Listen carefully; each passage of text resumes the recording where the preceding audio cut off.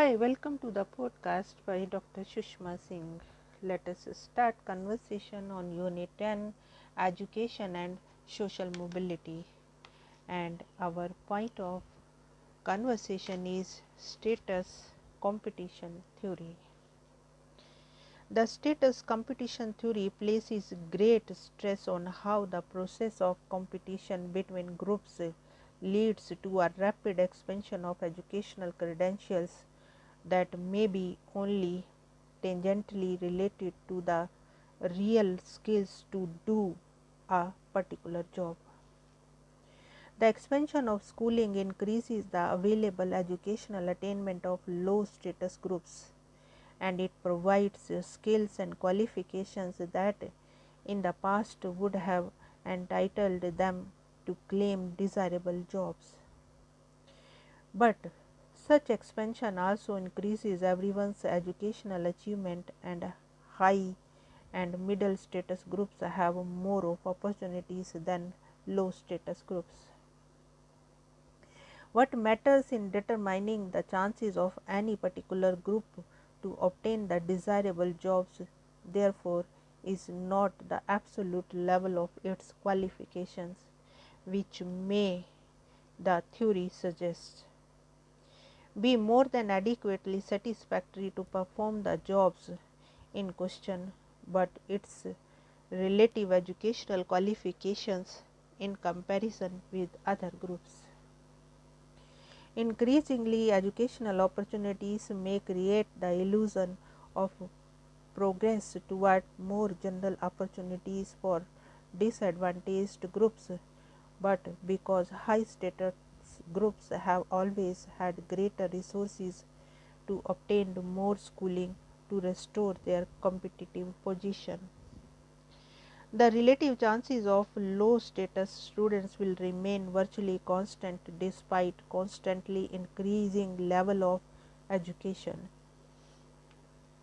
The implication of this theory is that educational opportunities will lead to increasing general opportunities only if there are deliberate and conscious strategies that increase the relative position of a particular group in its possession of education credentials that are currently most significant for desirable occupations. Only through affirmative actions the theory seems to imply with low status students to able to catch up with more privileged students. Thus, working class groups are in a no more favorable position than they were in the past. Such groups may have the illusion of relative progress in that the current generation has far more schooling than past generations, but their position in the competition for desirable high status occupation remains no better than it was before the expansion of higher education. The growth of educational opportunities in the last several decades has not been significant or trivial, but these increasing education opportunities have not yet been translated into clear improvements in the relative chances of low status youth to obtain high status jobs. Part of the reason for this is that education credentials alone are not the whole story. Working class youth and college degrees are not as likely to get good jobs as middle or upper class youth. But there is little question that a major reason for the continuing difficulties that working class youth face is also that on the average they do less well in school than other students. Now let us move to the next point, case studies on social mobility. There have been several studies in Britain on social mobility, but out of all these studies, two have attracted most interest. The major one is the Glass study of 1949. The GLASS team looked at a sample of 10,000 men who were 18 and over and lived in England, Scotland or Wales in 1949. Among the data collected were respondents' age, marital status, schools attended, qualification obtained, and details of their own and their father's occupation. Such data was used to address two major questions. First, how open was British society? Second was their equality of opportunity for those of equal talents. In addressing these questions, GLASS looked at intergenerational mobility by comparing the occupational status of fathers and sons to examine the extent to which sons follow the occupation of their fathers. On the basis of this study, GLASS found that there was a high degree of self-recruitment at the two ends of the social scale. Secondly, most mobility was short range, as individuals moved mainly between lower white collar and skilled manual position in both directions.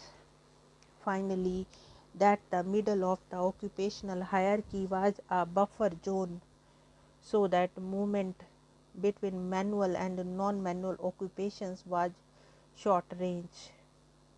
Regarding intergenerational mobility, GLASS found that less than a third of the men were in the same job as their fathers.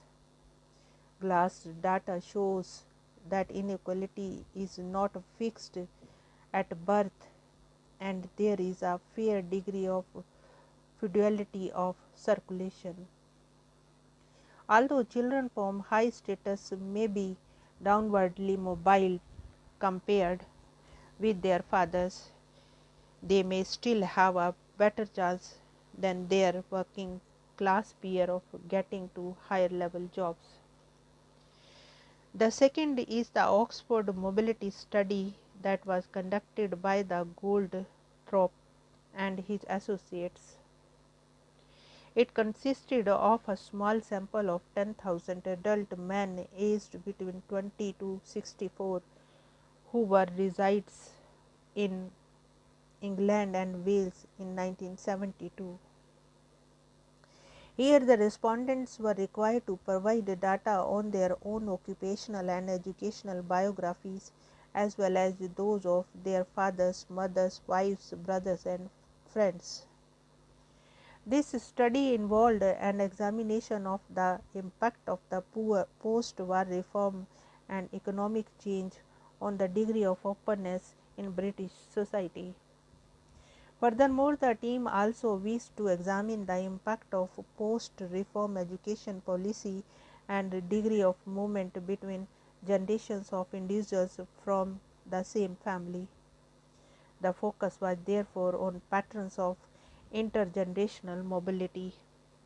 The GLASS team used a status classification based on the occupational prestige to categorize respondents, while the Oxford team used a sevenfold classification based on social class.